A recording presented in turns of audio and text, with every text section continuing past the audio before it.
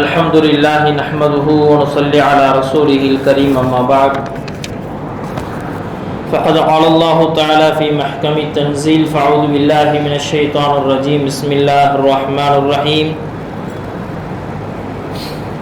خذ من أموالهم صدقة تطهرهم وتزكيهم بها وصل عليهم إن صلاتك سكن لهم وقال نبينا عليه الصلاة والسلام صنائع المعروف تقي مصارع السوء والآفات والهلكات وأهل المعروف في الدنيا هم أهل المعروف في الآخرة أو كما قال صلى الله عليه وسلم. கண்ணியமிக்க அல்லாஹ்வின் நல்லடியார்களே, அல்லாஹ் சுப்ஹானஹு வ தஆலா இந்த மனிதனுடைய பிறப்பு முதல் இறப்பு வரைக்கும் அவனுடைய வாழ்க்கைக்குண்டான எல்லா விதமான தேவைகளையும் அவன்தான் பூர்த்தி செய்து தருகிறான் என்ற விஷயத்தை ஆணித்தரமாக குர்ஆனில் பல்வேறு இடங்களில் சொல்லி காட்டுகிறான். இயற்கையாகவே நாமும் அதை விளங்கிக் கொண்டுதான் இருக்கிறோம். அல்லாஹ் குர்ஆனில் ஒரு இடத்தில் இவ்வாறு சொல்லி காட்டுவான், வல்லாஹு அக்ரஜகும் மின் புதூனி உம்மஹாத்திக்கும் லா தஅலமூன ஷைஆ. அல்லாஹு தஆலா தான் உங்களை உங்களுடைய தாய்மாருடைய வயிற்றிலிருந்து வெளியே கொண்டு வந்தான். வெளியே வரும் பொழுதே உங்களுடைய நிலைமை என்ன தெரியுமா?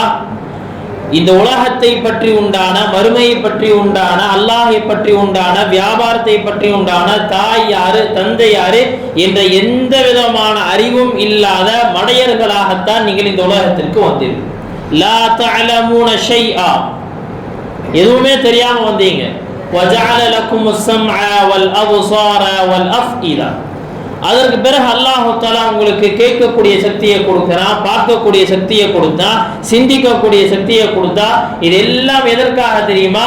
நீங்கள் அல்லாஹை விளங்கி அவனுக்கு நன்றி செலுத்தணுங்கிறதுக்காக. கண்ணியமிக்க அல்லாஹ்வின் நல்லடியார்களே, குழந்தை பிறந்தது முதல் அதற்குண்டான எல்லா ஏற்பாட்டையும் அல்லாஹ் தஆலா செஞ்சுக்கிட்டே வர்றான். ஒரு கட்டம் இந்த உலகத்துல அவன் ஓடி ஆடி விளையாட ஆரம்பிக்கும் பொழுது அது வரைக்கும் அல்லாஹ் விளையாட விட்டுட்டு 13 வருஷம் கழிச்சு அல்லாஹ் தஆலா சொல்றான், இப்ப தொழுகை உன் மீது கடமையாக்கப்பட்டிருக்கு, நீ தொழுதாக வேண்டும். தொழுகை உன் மீது கடமையாக்கப்பட்டிருக்கு, நீ தொழுதுதான் ஆக வேண்டும். இந்த தொழுகை உன்னுடைய வாழ்க்கையினுடைய எந்த நேரத்திலும் எந்த நிலையிலும் மன்னிக்கப்பட்டதே கிடையாது. வெறும் ரமதானுக்கான தொழுகை அல்ல, வெறும் ஜுமாவிற்கான தொழுகை அல்ல, மாறாக ஒரு முஸ்லிமுடைய வாழ்க்கையில் தொழுகை அப்படிங்கிறது ஒரு நேரம் 3 வேளை சாப்பிட்ற மாதிரி ஒரு நாளைக்கு 5 நேரத்துடைய தொழுகை. கண்ணியமிக்க அல்லாஹ்வின் நல்லடியார்களே, வயதுக்கு வந்தவுடன் அவனுடைய வாழ்க்கையில் அவன் முதலில் சந்திக்கக்கூடிய அல்லாஹ்வுடைய கடமை என்ன அப்படின்னு சொன்னா தொழுகை. அப்படியே காலங்கள் கடக்க கடக்க இவன் சம்பாதிக்க ஆரம்பிக்கும் பொழுது சம்பாத்தியத்திலும் கூட அவன் ஒரு கட்டத்தை அடைகிறான். சம்பாத்தியத்துல அவனுடைய தேவைகள் போக குடும்பத்துடைய செலவு, குழந்தைகளுடைய செலவு, எல்லா செலவும் போக அதிகப்படியான ஒரு பணம் அவனிடத்துல தங்கி இருக்கு.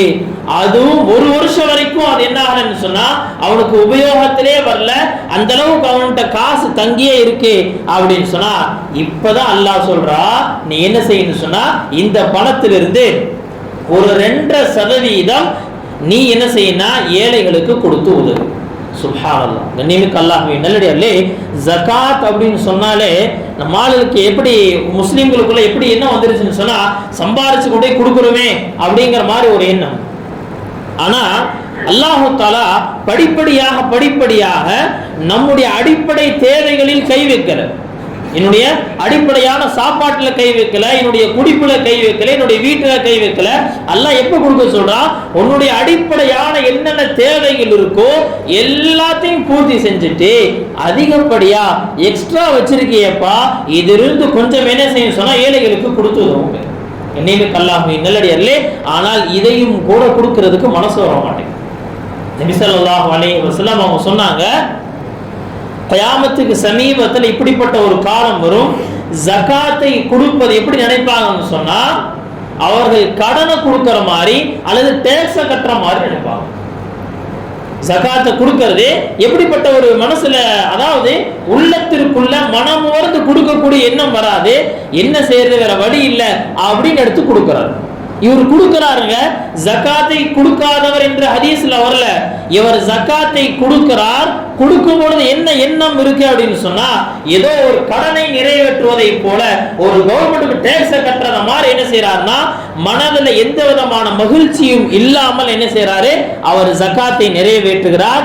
இப்படிப்பட்ட காலத்தை நீங்கள் சந்தித்தால் அல்லாஹ்வுடைய வேதனை எதிர்பார்த்துக் கொள்ளும். நல்லடியார்களே, யோசிச்சு பாருங்க, இன்னைக்கு நாம் ஜகாத்தை எந்த அளவுக்கு முக்கியத்துவத்தோடு நிறைவேற்றி வரோம். இந்த உலகத்துல நாம் அனுபவிக்கக்கூடிய எந்த பொருளுமே நம்முடையது கிடையாது. இந்த உயிர் அல்லாஹ் கொடுத்தது, இந்த பார்வை அல்லாஹ் கொடுத்தது, இந்த கேட்கக்கூடிய சக்தி அல்லாஹ் கொடுத்தது, சிந்திக்கக்கூடிய திறன் இது அல்லாஹ் கொடுத்தது, எல்லாம் அல்லாஹ் கொடுத்தது. இதை தாண்டி நாம் சம்பாதிக்கக்கூடிய இந்த பொருட்கள் இதுவுமே அல்லாஹ் கொடுத்ததுதான். எதிர்த்து அல்லாஹ் தஆலா குர்ஆன்ல எங்கெல்லாம் முஃமின்களை செலவு செய்யுங்க அப்படின்னு சொல்றானோ அந்த எல்லா இடத்திலும் அல்லாஹ் தஆலா பயன்படுத்தக்கூடிய வார்த்தை என்ன தெரியுமா? அன்ஃபிகு மிம்மா ரஸக்னாகும். நான் என்ன கொடுத்திருக்கணும் உங்களுக்கு அதிலிருந்து செலவு செய்யுங்க.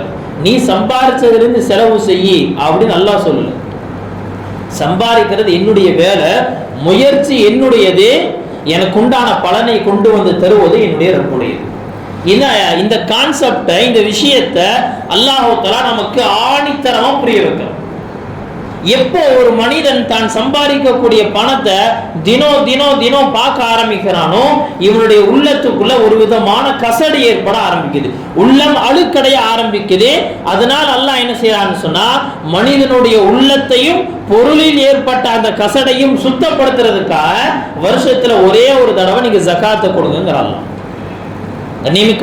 நல்லடியார்களே, நன்மையான காரியங்கள் எதெல்லாம் இருக்கோ அந்த எல்லாத்தையும் ரெண்டா பிரிக்கலாம். ஒண்ணு உடல் ரீதியான வணக்கம், நம்முடைய தொழுகை, நோன்பு, இந்த ரெண்டுமே உடல் ரீதியான வணக்கம். ஜகாத்து, ஹஜ், இது ரெண்டுமே நம்முடைய பொருள் ரீதியான வணக்கம். அல்லாஹ் தஆலா கடமைகளை ரெண்டா பிரிச்சிருக்கா. ஒன்னு என்ன அப்படின்னு சொன்னா, என்னுடைய உடல் சார்ந்தது, நான் தொழுகிறது, அதே மாதிரி நோன்பு வைக்கிறது, குர்ஆன் ஓதுறது, இது திக்ர் செய்யறது, இது எல்லாமே என்னுடைய உடல் சார்ந்த வணக்கங்கள். இன்னொன்னு இருக்கு அல்லாஹ் தஆலா கொடுத்த பொருள் சார்ந்த வணக்கம். அது என்ன அப்படிங்க?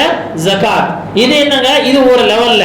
அதற்கும் மேல ஹஜ். இது எல்லாத்தையும் மேலே கடமையாக்கல, இன்னும் அதை படித்தரம் அதிகப்படுத்தி வைக்கப்பட்டிருக்கு.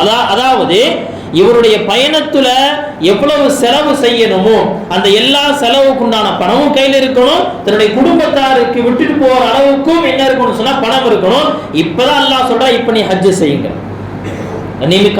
நல்லடியார்களே, இப்போ இந்த எல்லா நல்ல அமல்களையும் ரொம்ப சுருக்கமா ஷார்ட்டா நபி ஸல்லல்லாஹு அலைஹி வஸல்லம் அவங்க ஒரு ஹதீஸ சொல்லுவாங்க, ஸனாயுல் மஅரூஃப், நன்மையான காரியங்கள் அனைத்தையும் செய்வது, தகீ மஸாரிஅஸ்ஸூ, தீய மரணத்தை விட்டும் தீய முடிவை விட்டும் மனிதனை பாதுகாக்கும். அல்லாஹ்வின் நல்லடியார்களே, இதோட வேற என்ன நமக்கு வேணும்? எல்லாரும், ஒவ்வொரு முஸ்லிமும் ஆசைப்படுறது என்ன அப்படின்னு சொன்னா, எனக்கு நல்ல மௌத்து வரும். ஒவ்வொரு முஸ்லிமும் ஆசைப்படுறது நல்ல மௌத்து வரும். நல்ல மௌத்து அப்படிங்கிறதுல ஒவ்வொருத்தருக்கும் ஒவ்வொரு விதமான ஒரு சிந்தனை. நல்ல மௌத்து அப்படிங்கிறதுக்கு சில மனிதர்கள் என்ன நினைச்சு வச்சிருக்கிறாங்க அப்படின்னு சொன்னா, கடைசி வரைக்கும் ஆரோக்கியமா இருந்துட்டு பெட்லயே படுக்க கூடாது, அப்படியே போய் சேர்ந்துடும். இப்படி ஒண்ணு. நல்ல மௌத் அப்படிங்கிறதுக்கு இன்னொரு அளவுகள் என்ன வச்சிருக்கிறாங்க அப்படின்னு சொன்னா, கடைசி வரைக்கும் யார்ட்டையும் கையேந்தாம போயிருந்துங்க, இப்படி ஒரு அளவுகோல். இப்படி ஒவ்வொருத்தர் இடத்திலும் நல்ல மரணம் அப்படிங்கிறதுக்கு ஒவ்வொரு அளவுகோல் ஒவ்வொருத்தருடைய சிந்தனையில இருக்கிறது. நல்ல மௌத் என்ன?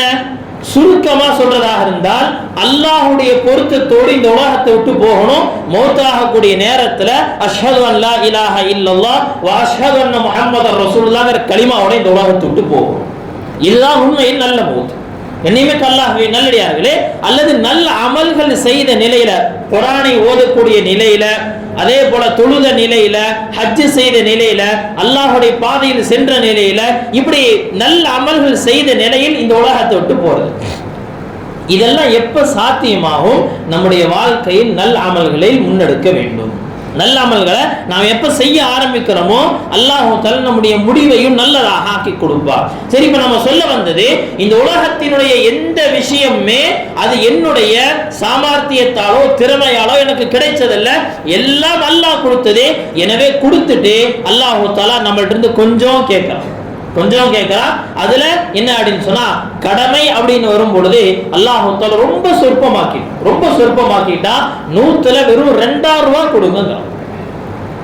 அது 100 ரூபாய் வச்சிருக்கவங்க எல்லாம் 2000 ரூபாய் கொடுக்கணும்னு அதையும் சொல்லல. 100 ரூபாய் வச்சிருக்கிற எல்லாருமே 2000 ரூபாய் சதக்கா கொடுக்கணும் அப்படிங்கறத சொல்லல. இந்த 100 ரூபாயுடைய மதிப்பு கூடி என்ன ஆகுதுன்னு சொன்னா 612 கிராம் வெள்ளியினுடைய வேல்யூ இன்றைய கணக்குப்படி, நேற்று கணக்கு போட்டு பார்த்தோம், நேற்றைய கணக்குப்படி கிட்டத்தட்ட 49000 ரூபாய். 49000 ரூபாய் பணம் ஒருத்தர்கிட்ட எக்ஸ்ட்ரா இருக்கு. அதுவும் எப்படி இருக்குன்னு சொன்னா, ஒரு வருஷம் வரைக்கும் அந்த பணம் யூஸே ஆகல. இப்ப அல்லாஹ் சொல்றா, அதுல இருந்து கொஞ்சம் கொடுத்துருங்க. நீங்க அல்லாஹ்வின் நல்லடியார்களே, இத மனமுவர்ந்து யார் கொடுக்கறாங்களோ அவர்களுக்கு சொர்க்கத்தினுடைய வாக்குறுதி. ஹஜ்ரத் அபூ தர்தா ரலியல்லாஹு அன்ஹு அவங்க அறிவிக்கக்கூடிய ஹதீஸ் சொன்னாங்க, 5 விஷயங்களை யார் ஈமானோடு செய்யறாங்களோ தஹலல் ஜன்னா, அவர் சொர்க்கத்துக்குள்ள நுழைஞ்சிருவாரு அப்படின்னு சொல்லிட்டு ஒவ்வொன்னா சொல்லிட்டே வர்றாங்க. சொல்லிட்டு கடைசியா சொன்னாங்க வஸ் ஜகாத்து, அந்த ஜகாத்தை நிறைவேற்றுவார். எப்படின்னு சொன்னா தீபத்துல் குலூப், மன மகிழ்ச்சியோடு அதை நிறைவேற்றுவார்.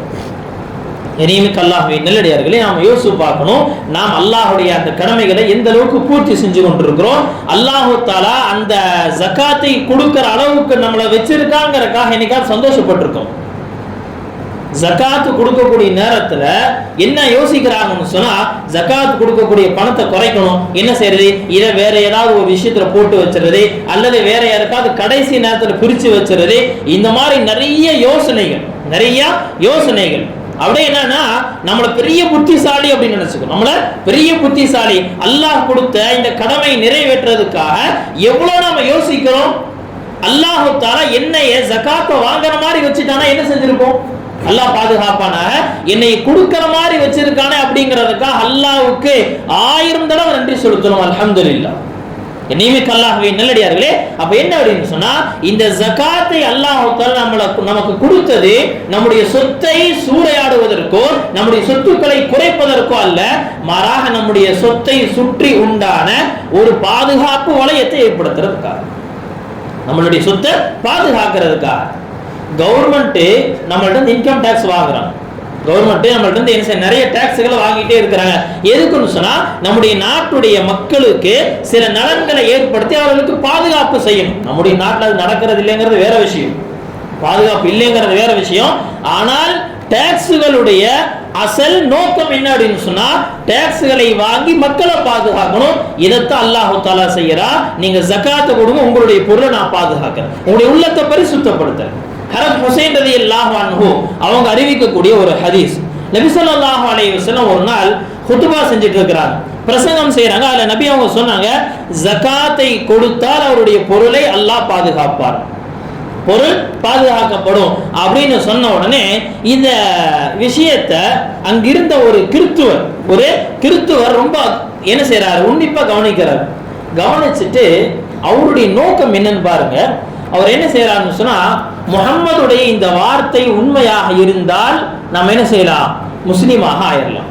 முஹம்மதுடைய இந்த வார்த்தை பொய்யாக இருக்குமே ஆனால் இதை வச்சு என்ன செஞ்சிடலாம் சொன்னா, மதீனாவுல என்ன செஞ்சிடலாம், ஒரு விதமான கேலி பரிகாசத்தை ஏற்படுத்திடலாம் அப்படிங்கிற ஒரு சிந்தனையில என்ன செய்யறாருன்னு சொன்னா, தன்னுடைய வீட்டுக்கு வந்து அவருடைய பொருள் எவ்வளவு இருக்கு, எவ்வளவு வியாபாரத்துடைய பொருள் எல்லாத்தையும் பார்த்து என்ன செய்யறாருன்னு சொன்னா, ஜகாத்தை கணக்கு போட்டு நல்ல தெளிவா ஜகாத்தை கொடுத்துட்டார். அவர் யாருக்கு கொடுத்தாரோ அது அல்லாஹ்வுக்கு கொடுத்தார். ஆனா ஏழைகளுக்கு கொண்டு போய் சேர்த்திட்டாரு. இந்த வார்த்தை எவ்வளவு சத்தியமானது உண்மையானதுன்னு பார்க்கணும், டெஸ்ட் பண்ணி பார்க்கணும் அப்படிங்கிறதுக்கா.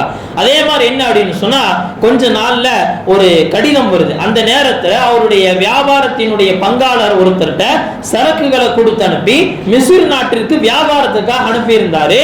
அந்த வியாபார கூட்டத்தில் இருக்கிற ஒரு நபர்கிட்ட இருந்து ஒரு கடிதம் வந்திருக்கு, போற வழியில கொள்ளையர்கள் வழிமறைத்து எல்லா பொருட்களையும் சூறையாடிட்டாங்க அப்படிங்கிற அந்த செய்தி தகவல் கிடைக்குது. கிடைச்ச உடனே என்ன ஆச்சுன்னு சொன்னா இவருக்கு ஒரே கவலையா ஏற்பட்டுருச்சு. என் வியாபார பொருள் என்ன ஆச்சுன்னு தெரியலையே, என்னுடைய வியாபார பொருள் என்ன ஆச்சுன்னு தெரியலையே அப்படி என்ன செய்யறாரு, ஒரு துக்கத்திலேயே நாட்களை கழிச்சிட்டு இருக்கிறாரு. அந்த நேரத்துல இவருடைய பார்ட்னர் இருந்து ஒரு லெட்டர் வருது. அதுல என்ன எழுதப்பட்டிருக்கு அப்படின்னு சொன்னா, நம்முடைய வியாபார கூட்டத்தினுடைய பொருட்கள் எல்லாமே சூறையாடப்பட்டுச்சுங்கிற தகவல் உங்களுக்கு கிடைச்சிருக்கும்.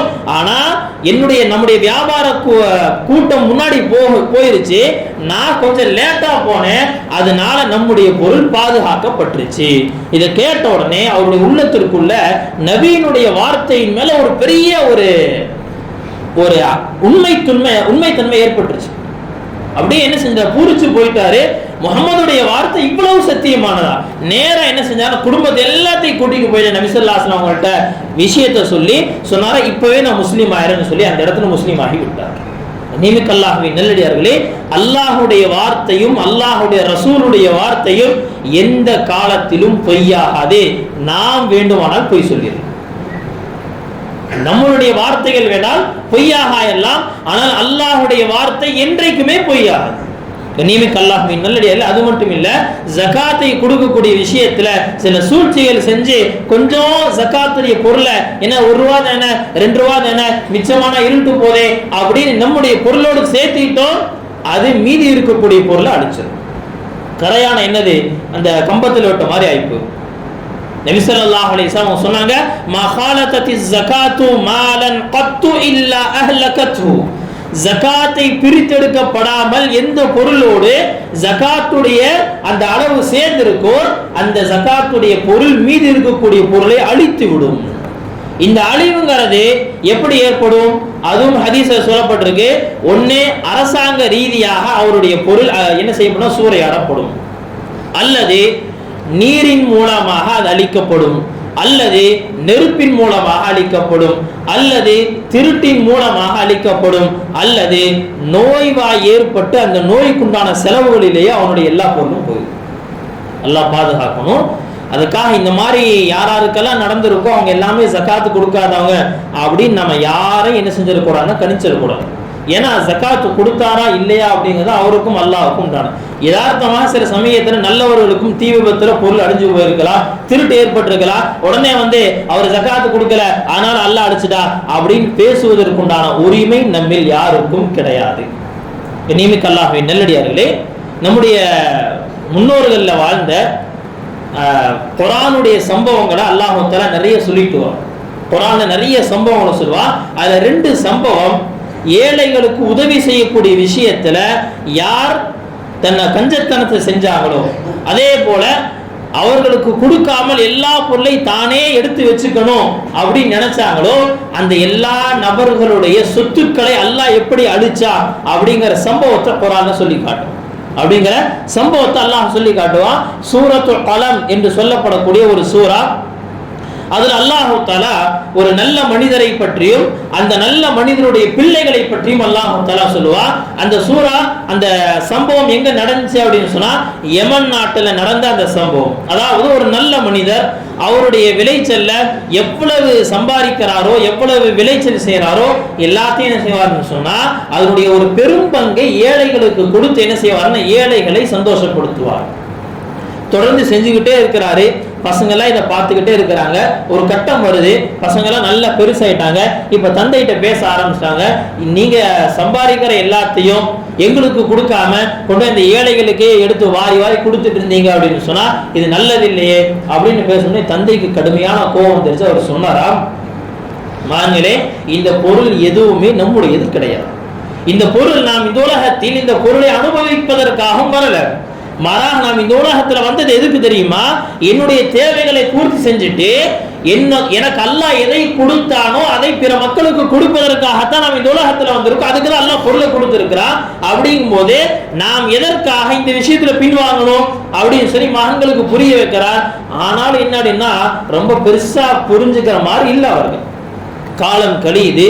இப்ப என்ன சொன்னா தந்தை மரணிச்சிட்டார். தந்தையுடைய மரணத்திற்கு பிறகு அந்த ஊரில் இருக்கக்கூடிய எல்லா ஏழைகளுடைய வீட்டிலும் அழும் சத்தம். எல்லாரும் அழுகிறாங்க. ஊரில் இருக்கிற எல்லாருமே பேசிக்கிறாங்க. நல்லவர்களுடைய மரணத்தை பற்றி நீண்ட நாட்கள் வரைக்கும் பேசப்பட்டு கொண்டே. இன்னைக்கு நம்ம பேசுறோமா இல்லையா? அந்த காலம் எங்க, நபியினுடைய காலத்திற்கு முன்னாடி நடந்த அந்த சம்பவத்தை இன்னைக்கு நாம பேசுற அந்த நல்ல மனிதரை பற்றி. கண்ணியமிக்கல்லாஹ்வின் நல்லடியார்கள், இப்ப என்ன ஆகுதுன்னு சொன்னா, அதற்கு அடுத்த விளைச்சல் நேரம் வந்துருச்சு, அறுவடை நேரமும் வந்துருச்சு. இப்ப மகன்கள் எல்லாம் உட்காந்து ஒரு மஷூரா செய்யறாங்க, ஆலோசனை செய்யறாங்க. நம்ம அத்தா என்ன செஞ்சுட்டாரு, முட்டாள்தனமா எடுத்து ஏழைகளுக்கு கொடுத்துட்டு இருந்தாரு. இப்ப அறுவடை நேரம் ஆயிடுச்சு. இப்ப அறுவடைக்கு போகும் பொழுது எல்லாரும் வழக்கப்படி சுத்தி வந்துருவாங்க, நாம கொடுத்துருவோம் அப்படின்னு. நம்ம கொடுக்க மாட்டோம் அப்படின்னு சொல்றதுக்கும் கஷ்டமா இருக்கு. ஏன்னா அத்தா ரொம்ப நல்லவரை வாழ்ந்துட்டு போயிட்டாரு. அதனால என்ன செய்யலாம்னா, ஒரு வேலை செய்யலாம். அந்த ஏழைகள் வருவதற்கு முன்பாக இரவோடு இரவு அதிகாலை நேரத்தில் போய் அறுவடை செஞ்சுட்டு சீக்கிரம் எல்லாத்தையும் எடுத்துட்டு வந்துடலாம் அப்படின்னு பேசுறாங்க. அதுல ஒரு நபர் சொன்னாரா, இல்ல நம்முடைய அத்தா வாழ்க்கை முழுக்க ஏழைகளுக்கு கொடுத்திருக்கிறாரே, அதனாலதான் அல்லாஹ் தஆலா அதுல பரக்கத்து செஞ்சிருந்தா, எனவே இந்த மாதிரி காரியத்தை நீங்க செய்ய வேணாம் அப்படிங்கும் போது, இல்ல அப்படியெல்லாம் ஒண்ணும் கிடையாதுப்பா, அத்தாவோட முடிஞ்சு நம்ம எல்லாத்தையும் கொடுக்க வேணாம், ஏதோ கொஞ்சம் கொடுத்துடலாம் அப்படிங்கிற மாதிரி என்ன செய்யறாங்க. ஆனால் பொருளின் மீது இருக்கக்கூடிய பேராசை எல்லாத்தையும் உள்வாங்கிக்கணும் அப்படிங்கிறது தான். இப்போ கடைசியாக அந்த மஷூரா முடிவு நடந்து என்ன செய்யறாங்கன்னா, இரவோடு இரவா கிளம்பி போறாங்க. ஆனால் அங்க நிகழ்ந்தது என்ன, இரவோடு இரவா அல்லாஹ் தஆலா ஒரு வானிலிருந்து ஒரு நெருப்பை கொடுத்து எல்லாத்தையும் ஒண்ணும் இல்லாமல் பஷ்பமாக்கிட்டான். எல்லாம் அழிஞ்சு போச்சு, எதுவுமே இல்லை அந்த இடத்துல. வரவங்க சொன்னாங்களா, நம்ம வழிமாறி வந்துட்டோமோ அப்படின்னு. நம்ம வழிமாறி வந்துட்டோமோ, இன்னாலா பால்லூன், நம்ம வழிமாறி வந்துட்டோமோ, நம்முடைய தோட்டத்துக்கு வரலையோ, நைட் நேரத்துல என்னது வெளிச்சம் இல்லாதனால நம்ம வழிமாறி வந்துட்டோமோ. அப்ப அவர் சொன்னாரா, இல்ல பல் நஹ்னு மஹ்ரூமூன், நாம இந்த மிகப்பெரிய பரக்கத்திலிருந்து நாம் துர்பாக்கியசாலியாக, இது அல்லாஹ் தஆலா நம்மிலிருந்து பிடுங்கிட்டா என்பதாக சொல்லி என்ன செய்யறானா, அந்த விஷயத்தை சொல்றாங்க. கண்ணியமிக்கல்லாஹ்வின் நல்லடியார்களே, அவங்க என்ன செஞ்சாங்க, ஏழைகளுக்கு கொடுக்க கூடாதுன்னு நினைச்சாங்க, அல்லாஹ் அழிச்சிட்டா, அவ்வளவுதான். கண்ணியமிக்கல்லாஹ்வின் நல்லடியார்களே, இதே மாதிரி இன்னொரு சம்பவம், காரூனுடைய சம்பவம்.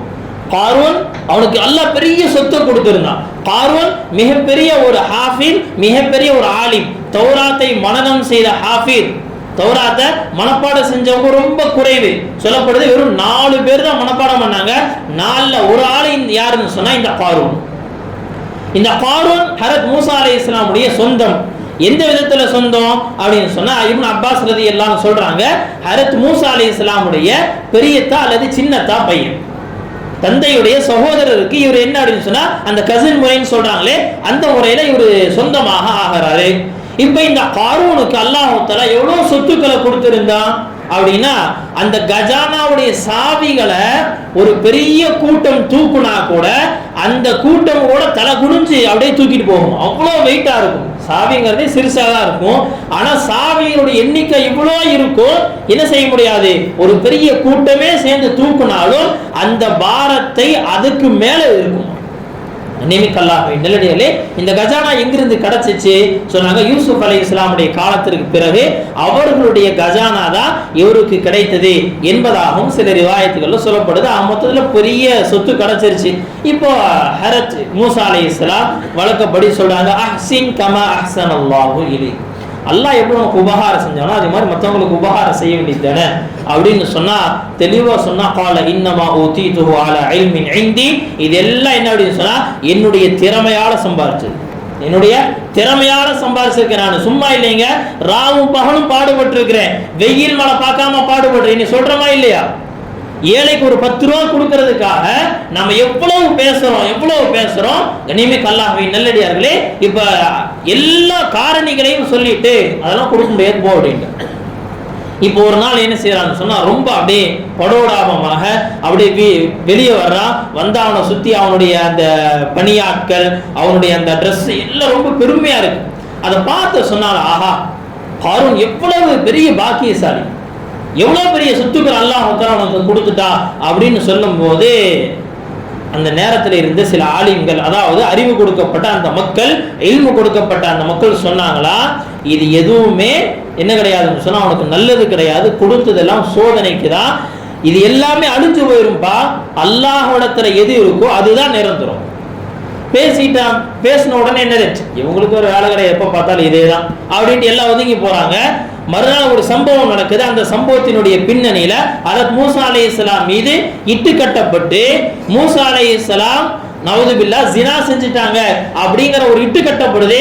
கடைசியாக அது இல்லைங்கிற உறுதி செய்யப்பட்ட உடனே அல்லாஹ் தஆலா மூசா அலைஹிஸ்ஸலாமுக்கு சொன்னானா, மூசா இந்த பூமியை உன் வசமாக்கி கொடுத்தாச்சு, என்ன வேண்டுமானாலும் செய்து கொள். ஹஜ்ரத் மூசா அலைஹிஸ்ஸலாம் சொன்னாங்களா, காரூனோடு யாரெல்லாம் இருந்தாங்களோ, அதாவது அவனுடைய ஆதரவாளர்கள், அதே போல அவனுடைய சொத்து செல்வங்கள் எல்லாத்தையுமே ஹஜ்ரத் மூசா அலைஹிஸ்ஸலாம் பார்த்து சொன்னாங்களா, பூமியை எல்லாத்தையும் உள்வாங்கிக்கோ அப்படின்னு. நியமிக்க அல்லாஹ்வின் நல்லடியார்களே, ஹதீஸ்ல வருது, அவன் என்ன செய்யறான், பூமிக்குள்ள போய்கிட்டே இருக்கா, கயாமத்து வரைக்கும் சென்று கொண்டே இருப்பான். இந்த அளவுக்கும் கூட அந்த இடங்கள் இருப்பதாகவும், அந்த இடத்துல போய் குப்பையை கொட்டினா இன்னும் பூமிக்குள்ள போயிட்டே தான் இருக்கு என்பதாக நிறைய விஷயங்கள் சொல்லப்படுது. அல்லாஹு தஆலா தான் இதை மிக அறிந்தவனாக இருக்கிறார். நம்ம சொல்ல வந்த விஷயம், அல்லாஹு தஆலா கொடுத்த பொருளை, அல்லாஹு தஆலா கொடுத்த இந்த உயிரை, அல்லாஹு தஆலா கொடுத்த இந்த திறமையை நாம எப்ப அல்லாஹுக்காக செலவு செய்யலையோ, அல்லாஹு தஆலா ஒன்று இதை நம்ம இடத்திலிருந்து பிடுங்கிக் கொள்வான், அல்லது அல்லாஹு தஆலா அதோடு சேர்த்து நம்ம அழிச்சிருவான். அல்லாஹு தஆலா எல்லாத்தையும் பாதுகாப்பானாக. இஸ்லாத்தினுடைய மிக முக்கியமான கடமைகள்ல ஒரு கடமை தான் என்னது, இந்த ஜகாத். ரமலான் வந்துருச்சு அப்படின்னு சொன்னாலே இந்த ஜகாத் சம்பந்தமான பேச்சுக்கள், ஜகாத்தை கொடுக்கிறது, இது எல்லாமே அதிகமாயிரும். அதனால என்ன செய்யப்படும்னா, ஜகாத்திற்கு உண்டான சில நினைவூட்டல்கள் தான் இதெல்லாம். அதாவது ஜகாத் அப்படிங்கிறது இது அல்லாஹ் தஆலா நமக்கு கொடுத்த மிகப்பெரிய ஒரு பொறுப்பு. இதில் அல்லாஹ் தஆலா என்ன ஒரு தரம் என்ன செஞ்சிருக்கா, உயர்த்தி வச்சிருக்கா.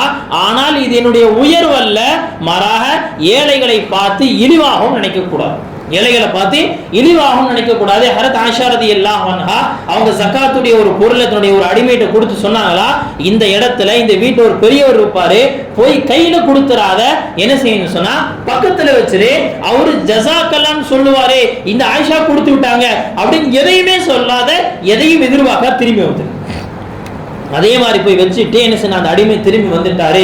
வந்தவுடன் கேட்டாங்களா, போய் செஞ்சு வேலையை செஞ்சு முடிச்சுட்டு கேட்டாங்களா, ஏங்க நீங்க கொடுத்தேன்னு ஏன் சொல்லக்கூடாது, முதல் விஷயம். ரெண்டாவது, ஏன் கையில கொடுக்க கூடாது அப்படின்னு சொல்றாங்க, ஏன் அவரிடத்துல நன்றி எதிர்பார்க்க கூடாதுன்னு சொன்னீங்க. சொன்னாங்களா, நாம் கையில் தரும் பொழுது அவர் தாழ்ந்தவர், நாம் உயர்ந்தவர்ங்கிற எண்ணம் நமக்குள் ஏற்பட்டு விடும். எனவே கையில கொடுக்க கூடாதுன்னு சொன்னேன். இவ்வளவு வயது முதிர்ந்த நிலையில் இருக்கக்கூடிய நபர்கிட்ட நீ போய் நான் உனக்கு காசு கொடுக்கிறேன் அப்படின்னு சொல்றது இருக்கு, இது அவ்வளவு கண்ணியமாக தெரியவில்லை. ரெண்டாவது, அவர்கிட்ட இருந்து ஏன் நன்றி எதிர்பார்க்கலன்னு சொன்னா, நாம் கொடுத்தது நம்முடைய கடமை நிறைவேற்றுறதுக்கு, இதற்கு உண்டான பிரதிபலனை நாம் அல்லாஹ்விடத்தில் எதிர்பார்க்க வேண்டும். பெயர் தெரியாமல் கொடுப்பது இது இன்னும் என்னது அப்படின்னு சொன்னா ரொம்ப உகந்தது என்பதாக சொன்னார்கள். நியமிக்க அல்லாஹ்வின் நல்லடியார்களே, அதனால நாம் நம்முடைய ஜகாத்தை சரியான முறையில் நிறைவேற்றணும், பிறரை இழிவாக நினைத்து நிறைவேற்றக்கூடாது. அல்லாஹ் தஆலா எனக்கு கொடுத்த இந்த பொறுப்பை, இந்த கடமையை நான் நிறைவேற்றேன், அப்படி இல்லைன்னா நாளைக்கு நரகத்தினுடைய எரிகொல்லியாக பாம்பாக என்னை சுற்றி கொள்ளும் அப்படிங்கிற பயத்தோட நாம கொடுத்துக்கணும்.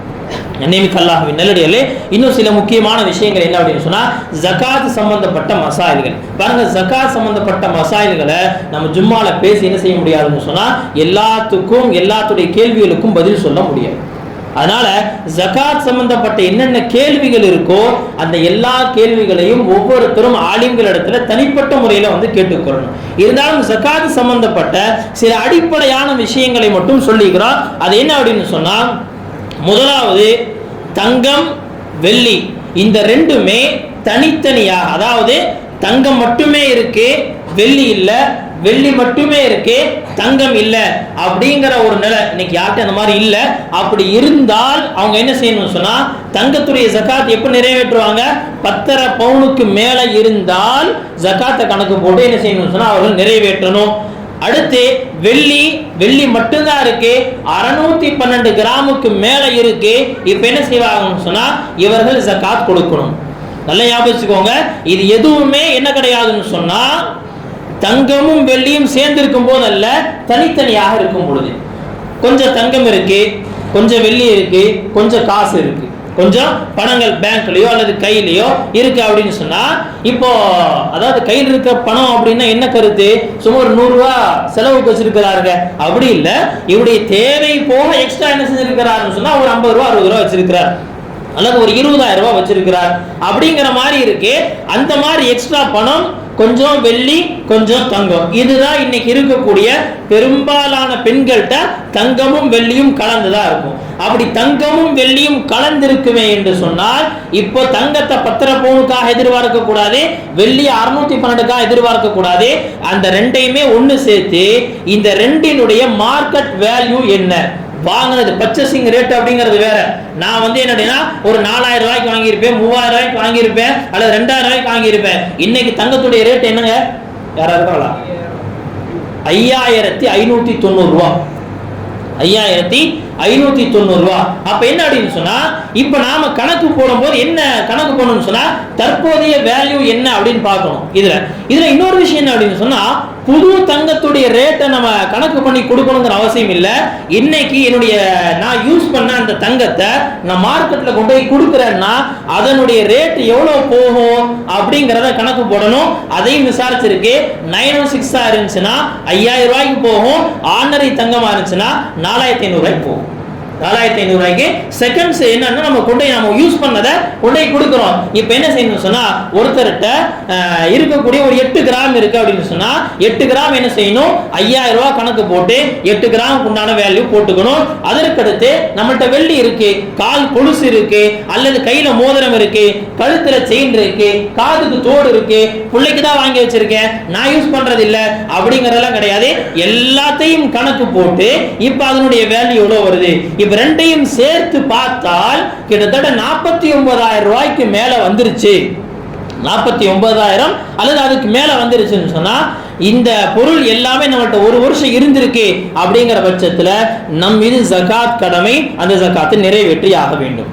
அடுத்த விஷயம் என்னன்னா, இந்த ஜகாத் அப்படின்னு வந்துட்டாலே வெறும் ரம்ஜான்ல மட்டும்தான் கொடுக்கணுமா அப்படின்னா கட்டாயம் இது கிடையவே கிடையாது.